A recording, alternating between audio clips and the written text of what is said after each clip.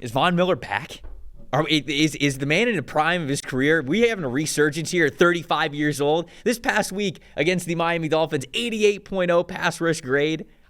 His highest single game pass rushing performance since the 2021 playoff run that he had with the Los Angeles Rams. This past week, he had a sack, 4 pressures, 22.7% pass rush win percentage.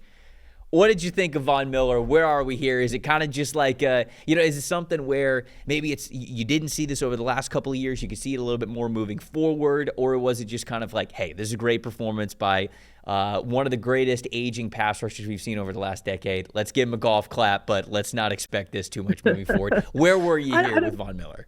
When I turned the tape on, I was like, God, he looks so quick. I couldn't believe the burst off the ball. I was genuinely flabbergasted. I was like, okay, we're going to get, like you said, the great thing about Von Miller always for me was he somehow had this kind of like, is it ducks below the water that people say, where like his legs were always so quick. He was so explosive, but his hands were so patient, and he just waited till the last second. It's almost like he knew what was coming. He would just flip it away, and he had every single thing in his bag. And if, you could kind of get parallel with him, he'd just drive through your chest and plant you into the quarterback. Like, that was always the beauty of his game. So I always felt as he ages, well, the patience will stay. The old man game will be there. If he loses kind of the rock shock, scare tactics off the ball, will it limit him some, but he can at least be productive? I couldn't believe how good he looked off the ball, off the injuries and the age and the not playing. Right. I was just floored by that. It was on when I was watching him against Miami. Austin Jackson had a bad game, and we'll see sort of like what caliber Austin Jackson is when we get a little bit more of a sample size, because it was funny. We do our review shows every Monday, Dalton and I do, and my most impressive, I believe, or at least I gave him a shout out for the Miami Dolphins in week 1 was Austin Jackson, because he played really well. He had a really good performance in week 1. Week 2, he was my most disappointing because he had a terrible performance, and he gave up, I think, 7 pressures. 4 of them were to Von Miller.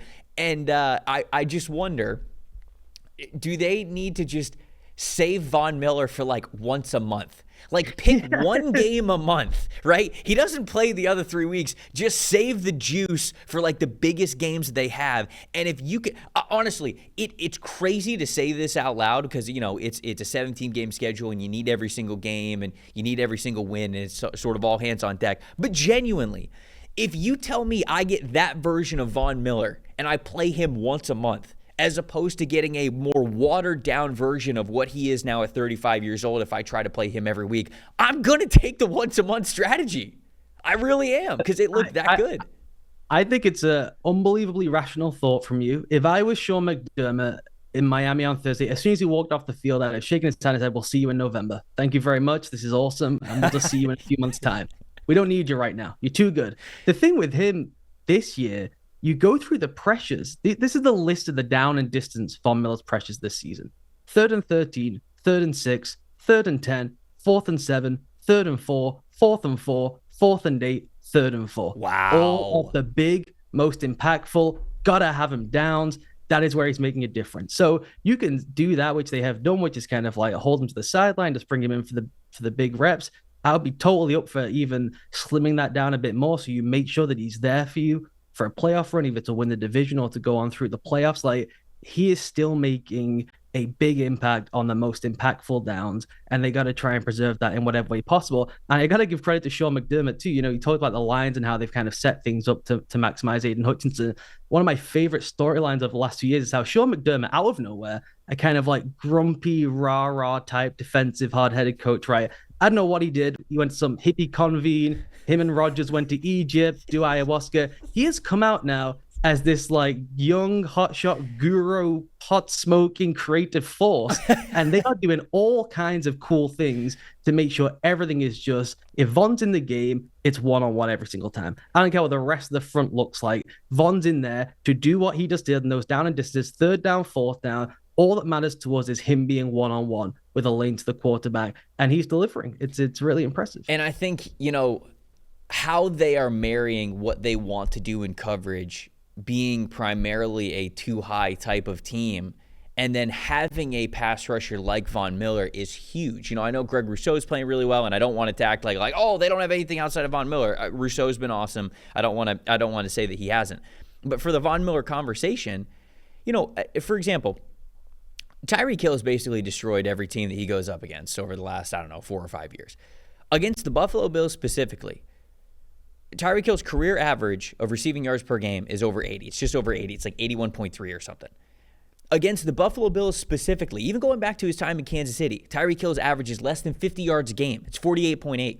He's only scored 2 touchdowns against the Bills in his entire career when he has faced the Bills. And he's faced them plenty of times when he was Kansas City and then obviously a division rival with the Miami Dolphins. They know how to play Tyreek Hill and the explosiveness of the Miami Dolphins better than anybody else. And I think it is how they play on the back end and that coverage that's sort of all across the league right now, giving quarterbacks fits. It's limiting those explosive plays. It's making them take things underneath. And if you have these quarterbacks, especially in these situations, that are going to have to go up against good deep coverage shells, and then you pair it with a quarterback who can get after, or you pair it with a pass rusher who can get after the quarterback the way that Von Miller did against the Dolphins.